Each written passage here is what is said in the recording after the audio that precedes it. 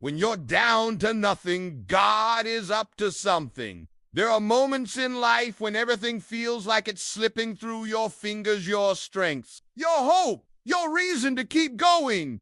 Maybe you've prayed until there are no more words. Maybe you've cried until there are no more tears. You're tired, not just physically, but deep in your soul. And you whisper in desperation, God, where are you? But I want to tell you this.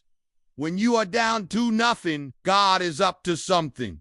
You're not the first person to feel this way. The Bible is full of people who hit their breaking point, people who were ready to give up right before God showed up in power. Their stories weren't perfect, and neither are ours. But that's exactly where God loves to work. In the imperfect, in the broken, in the desperate. Take Elijah, the mighty prophet who called down fire from heaven. Right after that miracle on Mount Carmel, we find him running, hiding in the wilderness, telling God, I've had enough. Take my life. Elijah, the one who saw God move in fire and rain, still hit a wall, still broke down. But what did God do? He didn't scold Elijah. He didn't walk away. He sent an angel to feed him. He let him rest. And then, in a whisper, not a storm, not an earthquake, God spoke. The miracle wasn't just the fire. It was that God met Elijah in his exhaustion. Oh, consider Job, a man who lost everything. His family, his wealth, his health, even his friends turned against him. He sat in ashes, scraping his wounds, questioning everything. But Job didn't give up. He cried out. He wrestled with God, and in the end, God restored him not just double what he had lost, but also gave him a deeper understanding of who God really is. Job said, my ears had heard of you, but now my eyes have seen you. Sometimes it takes going through the fire to truly see God. Think about the disciples in the storm. Jesus told them to cross to the other side, but a storm arose, so fierce they thought they would die. And where was Jesus? Asleep. Isn't that how it feels sometimes?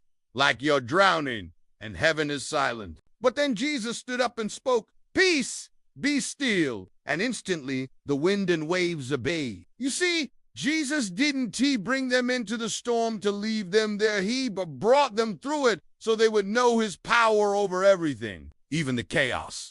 Now let's not forget the woman with the issue of blood. For 12 years, she suffered. Doctor after doctor, no answers. She had spent all she had, but she said, if I can just touch the hem of his garment, I'll be healed. That one act of faith, the end of her strength, changed everything. Jesus not only healed her body, but affirmed her value.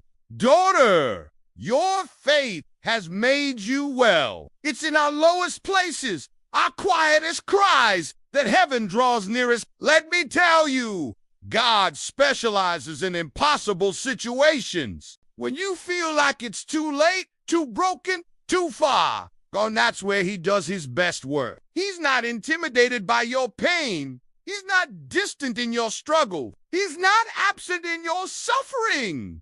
He is Emmanuel, God with us even in the dark. You may be facing a season where everything is shaking. You might be losing things you once depended on.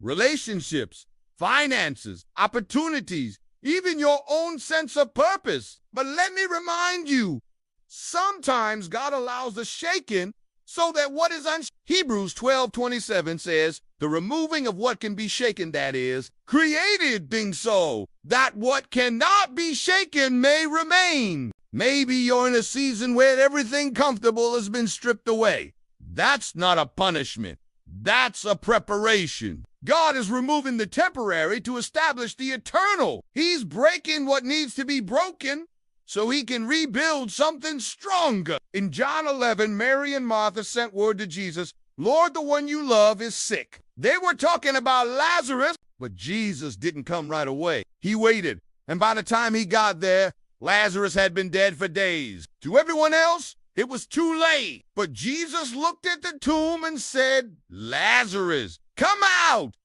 And the man who was dead walked out alive. God isn't late. He's never late. He's working on a timetable you don't see yet. So if you're standing at the edge, feeling like giving up, hear this. God hasn't forgotten you. Your prayers are not in vain. Your tears are not wasted. Psalm 56:8 says he keeps every tear in a bottle. That means not a single cry has been ignored. When you are down to nothing, God is up to something. He's shifting things, lining up people, creating divine connections, healing hearts, restoring dreams, preparing a testimony that will make others believe because of what you went through. So don't give up. Don't walk away from the brink of your blessing. This struggle you're facing is the very stage God will use to display his glory. This pain is the soil for your purpose. This valley is where your strength will grow. Let this moment be your altar. Let it be the place where you say, God, I don't see the way, but I trust you anyway. Because when you are down to nothing, heaven is moving in ways you can't yet imagine. And soon, very soon, God will show you that he was working all along. Hold on. Your miracle is on the way.